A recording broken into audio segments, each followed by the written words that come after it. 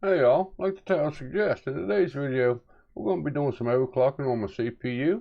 We're going to be seeing if I can get better results out of the BIOS or out of the AMD Ryzen Master software. If you like tech and you're on a budget, you found the right channel.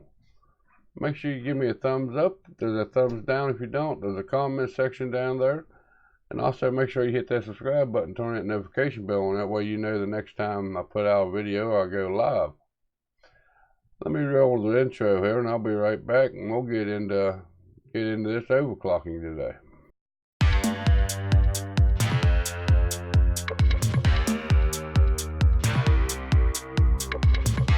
Alright all, like I said in the intro, we're going to be doing a little bit of a comparison today. We're going to be overclocking my Ryzen 7 2700 in the BIOS, and we're going to compare that to what I got out of my Ryzen 2700 clocking with the AMD Ryzen Master. If you haven't seen that video, I'll put the link to it up here. In AMD Ryzen Master, I got 4.1 gigahertz pushing 1.35 volts. Yes, I could have put more voltage to it. I could have went up to 1.4, 1.45. That's what AMD says you can go up to, especially on these budget motherboards. You know, I really don't like pushing it up to the max of what they say that you can push. While this video came about, I was thinking about putting something out like this anyways. I had a comment come in a while back. It was from Brian Leakey. He says, overclocking is nice in Windows, but it's always best to do this in the BIOS. That was on how to overclock the Ryzen 5 2400G on the GIGABYTE B450M DS3H motherboard. I wrote back to him, I said it is better to be able to overclock with the BIOS, but sometimes you can get better results from software overclocking. Thanks for watching in the comment. He came back the next day. He says, Dave's Techway, what? This is not true. You will always get better results from the BIOS. You are going right to the source of the component. You know, and even in my comment, I told him, you know, it is better to be able to overclock by the BIOS. And why I answered that the way I did, by sometimes you can get better results out of the software than you can by doing the BIOS. And even in my comment, I told him that he was correct. You know, it is better to do it in the BIOS than it is by using software or something like that. And depending on the way your system's set up and whatnot, this varies. Sometimes you can do better with BIOS. Sometimes you can do better with software overclocking. You know, 98% of your overclocking done with GPU, you don't go into the BIOS of the GPU to overclock it. You use software, something like MSI Afterburner. That's what I normally use. Or something in them lines, you know. There's several different programs for overclocking GPU. Overclocking CPU is about the same thing. The BIOS is the best way to overclock it, but can you really get better results out of the BIOS overclocking than you can software overclocking every single time? That's one of the questions. That's the question I'm going to answer in today's video for you. The rundown of the specs of my system, if you haven't seen my system or you don't know, if you're new to the channel, I run the Fractal Design Focus G case. I'm running the AMD Ryzen 7 2700 non-X SKU. I am running the GIGABYTE B450M DS3H motherboard. I am running the XFX Radeon RX 580 8 gig card for my video card. My RAM is G.SKILL Ripjaws 5 series, 32 gigs, 216 gig sticks, running 3200 megahertz, which you'll see when I'm doing the overclocking here. I pointed out that I did reset that to stock speeds. And why I did that is whenever you're overclocking, if you're overclocking your RAM and your CPU both at the same time, one of them could show an instability, which could change the results. So I wanted to make sure that the RAM overclocking wasn't going to play a part in my overclocking of the CPU. So I did turn it back to stock speeds for overclocking. It was actually set back to stocks when I was doing the Ryzen Master software as well. I'm running, for my storage, I'm running an Intel 660p series M.2, PCIe NVMe 1 terabyte hard drive. I've also got a 3 terabyte 7200 RPM SATA drive. For the cooler that I'm using, I'm not using the stock. I'm using the Cooler Master Hyper T4 CPU cooler. And my power supply is a Corsair RM650 80 plus gold certified modular power supply. I'm going to go ahead and roll the clip of me overclocking this in the BIOS. And once they get done showing you this, you know, maybe I'll throw in a clip of what my final results was with the AMD Ryzen Master. Well, you don't have to go watch that other video if you don't want to. And then I'll be back with my conclusion to this, and we'll see which is better, if I got better performance out of the BIOS overclocking, or if I got better performance out of my software overclocking. I'm going to roll that clip, and we'll see which is better here on my system. I'll be right back. Alright guys, let's get into the BIOS here. Reset the computer, start typing the delete key here.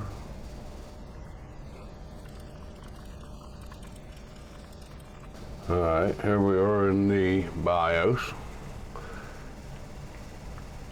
Go over here and you look at your CPU. It's running at 3207 megahertz. Looking at temperature 36, it's pulling 1.236 volts. Alright, then we're going to go into the frequency setting. CPU clock control, set to auto. Clock ratio, set to auto, which is 3.2. To match what I had in AMD Ryzen Master, we're going to pop that up to 4.1. 41. Type in 41 up there where it says CPU clock ratio. You see down here it goes to 4.10 gigahertz. Make sure you hit your enter button for it'll accept it. As you can tell, I reset the BIOS, and it's still XMP profile is off. I don't want that to have any kind of conflict with it. We're going to go down here to voltage. The dynamic V-core DVID set to auto. Now this does do an offset. So we'll hit 1.223, 1.24. We'll take this to 0.08 and hit enter. It's going to add 0.084 volts, which is going to be close to the 1.3 that I had in the AMD Ryzen Master. If you kind of come over here and look, it's still all set up the same because we haven't saved our settings yet. If I hit save and exit, I hit save and exit and say yes.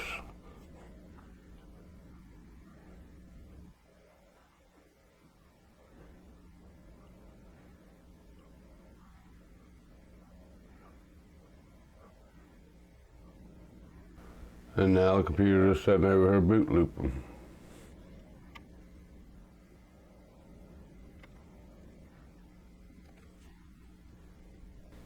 Alright, and I don't know how well you guys can see that. It said boot failure detected.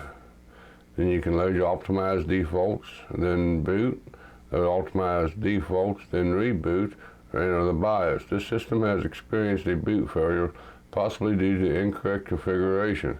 Previous settings in the BIOS may not be compatible with current hardware states.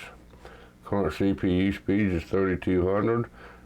Current block is 100.32 megahertz. Current memory speed is 2140.16. Let's go into the BIOS. We're going to go to save. We're going to load the defaults. Should kick everything back to the way it was, which it did. Alright, let's try this again. We're going to put 41 in here. Hit enter. You're going to put it up to 4.10 gigahertz. Now I'm not going to do the voltage this time. Let's see if that's what was stopping it from booting the last time.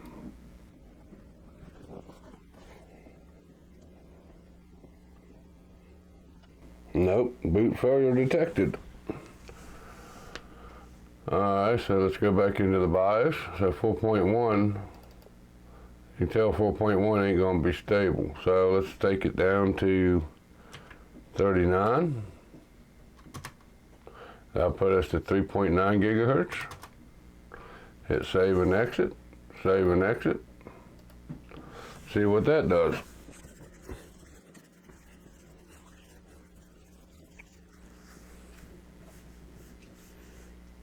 Nope, boot failure again. So apparently we can't even get 3.9 in the BIOS. Let's do this again. Let's go to 38 and put us to 3.8 gigahertz. Hit enter. Hit save and exit. Save and exit setup. Yes.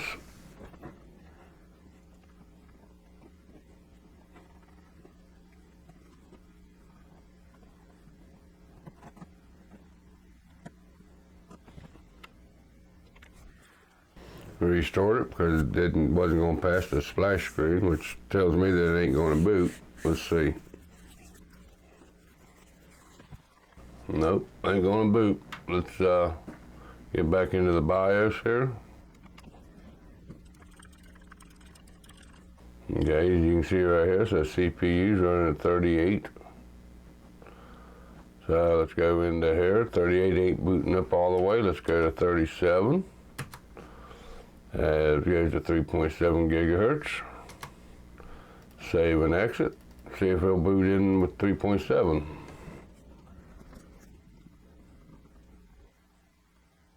And of course Windows thinks it's had problems restarting too many times, so it has to repair itself.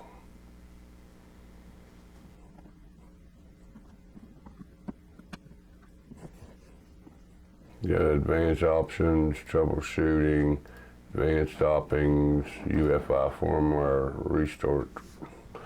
That's just another way to get straight into the BIOS. Okay, 3.7 ain't stable. So go back in here. We'll do 36. Hit enter. Hit save and exit. Save and exit, yes.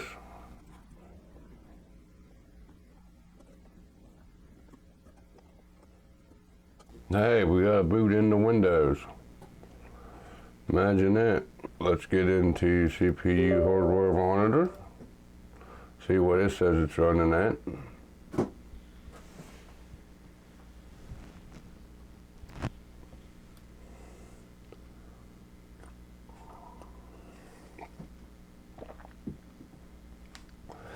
Okay, here's the processes. Bring it down here, and it's pushing about 3.5, almost 3.6. It's 3,590 something, so it's right around the 3.6 gigahertz. So let's go here to the little program that I run the stress test with. It's called Prime 95. I'm going to hit go. You see the utilization's up to 100%.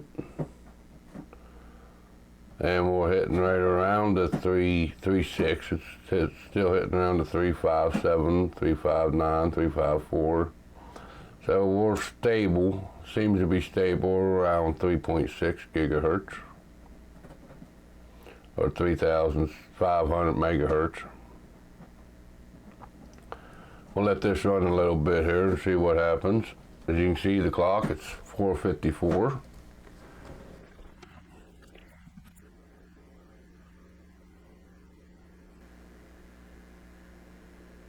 Yeah, there it goes. Not stable. I don't know exactly how long it's been, but it definitely wasn't stable. It crashed. So let's restart the PC. Go back into the BIOS here. All right, that was at 3.6 or 3,600 megahertz. So we'll go into the frequency, drop this down to 35, hit enter, be hitting 3.5 gigahertz, hit save and exit, hit yes.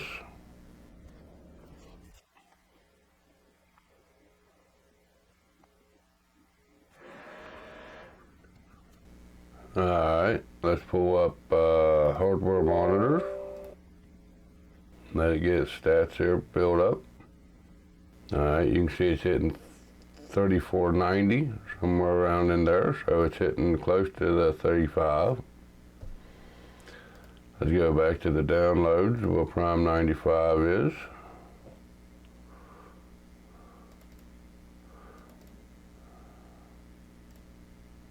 And hit OK, get it running, and we'll see if it's stable at 3.5. And you can tell by the clock, it is now 4 after 5. Let that run for about 10-15 minutes.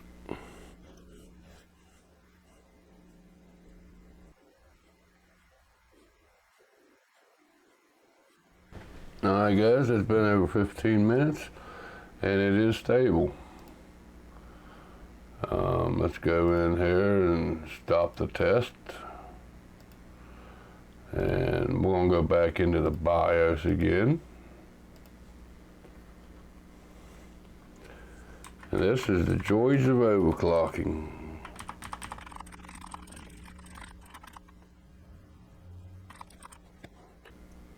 Alright guys, that was 3.5. So let's kick this up to 36, which will put it up to 3.6 gigahertz again. We'll go into the advanced voltage, dynamic V core. What was it, 0.8 last time? Let's go with a 0.05 this time. See if that's going to run stable or not. Maybe we can get that 3.6 out of it by bumping up the voltage.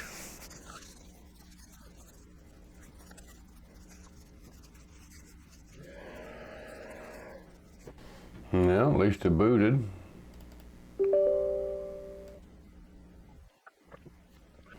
Okay, let's see here. We're hitting 3.3589, 3.59. The voltage is hitting right around 1 volt. Alright, we'll go back into Prime 95 here. And we'll run Prime 95. 100%. Heading close to 33.59, so it's getting up to close to 3.6. As you can see, it's 525. We'll let this run for about 15 minutes, see if it's stable or not.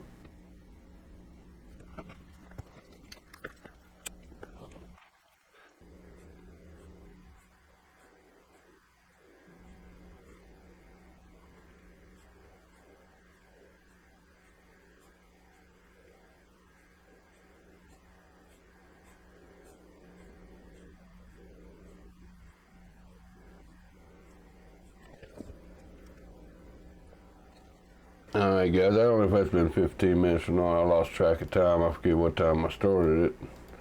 But that seems to be pretty stable with that. So let's go back into the BIOS again.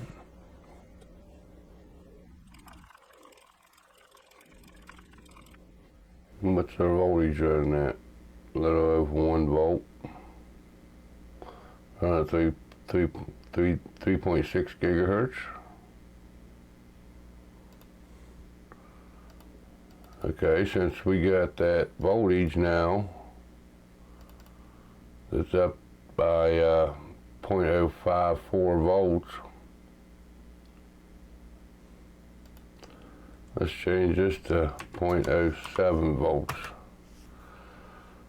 Let's see if that's going to be stable or not. Let's see if it'll at least boot. And if that'll boot with that voltage knocked up like that, we'll go in and try to change see if we can get better, more gigahertz out of our processor.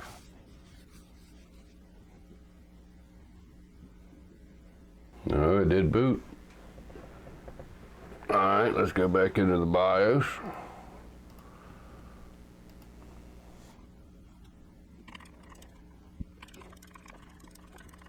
Let's go back into the voltage. Let's go ahead and kick this back up to 0.08.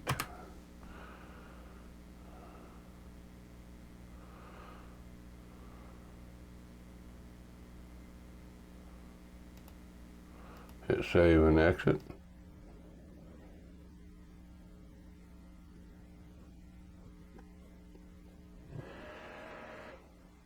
And it did boot. Alright, so let's see if we can get that get a little bit more speed out of the processor now, since the voltage is up there where we want it. That should be up around the 1.35 volts. 36. Let's go with 40. Let's try 4 gigahertz. See if we can get 4 gigahertz out of it.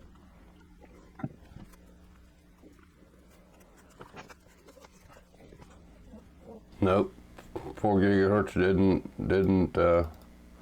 wouldn't go, so let's try 39, which put us 3.9 gigahertz.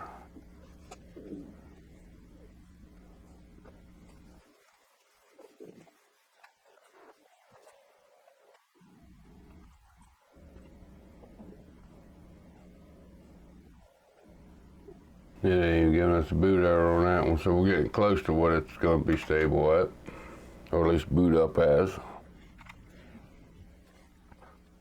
So let's go back into the BIOS. Frequency, so we'll go with 38. Hit enter. Oh. There we go, 38, hit enter. That puts us to 3.8 gigahertz. Save and exit. See if it boots up at 3.8.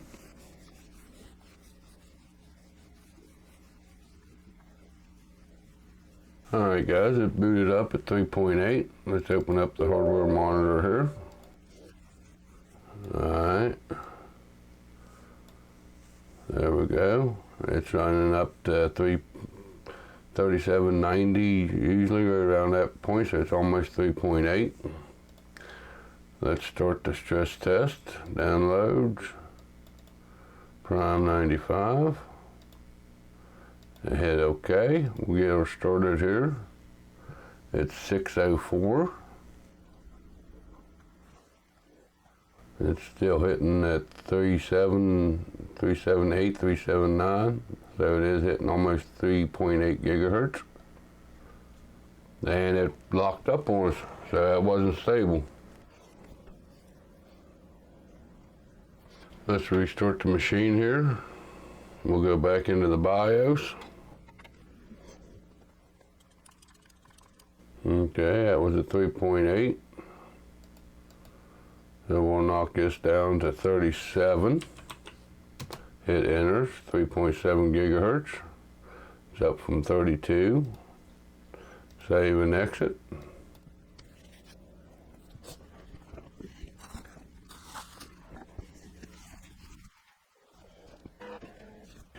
Alright, hardware monitor. We're hitting 369, so we're up to about 3.7 gigahertz. Let's go into our downloads. Whoops, wrong button. There we go. Go into Prime 95 and hit OK. Let's get her started here. We're reading 368, 369, so we're up there around the 3.7 gigahertz range. 100% max usage. It's 6:06. Let's see what happens with it. Give it about 10 to 15 minutes here, and we'll see if it's going to be stable or not.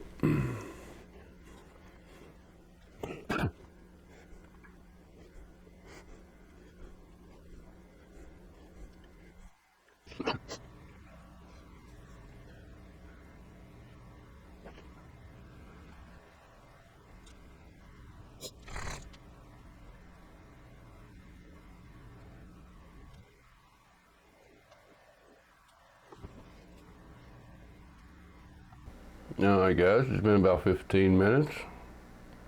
So there we go, going through the BIOS at 1.35 volts or thereabouts. We're looking at about 3.7 gigahertz on the processor. I was just looking at the temperatures up here, see what our temperature was doing. And it's running about 60 C, so that Hyper T4 is doing its job there. Let me get reset up here and I'll come back with my conclusion on the video. I'll be right back.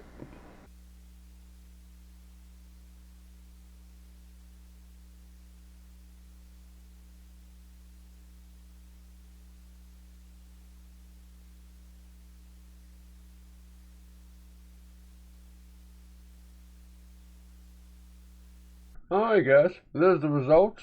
In the BIOS, I got 3.7 gigahertz on 1.35 volts. AMD Ryzen Master, I got 4.1 gigahertz on the same 1.35 volts.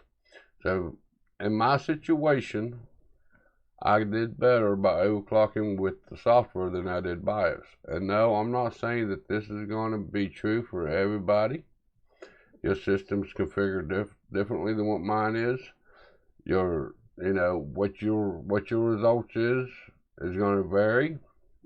So if you really like overclocking, you really want the max performance out, don't be afraid to try something different. Sometimes software is better than the BIOS. Sometimes the BIOS is going to be better than the software.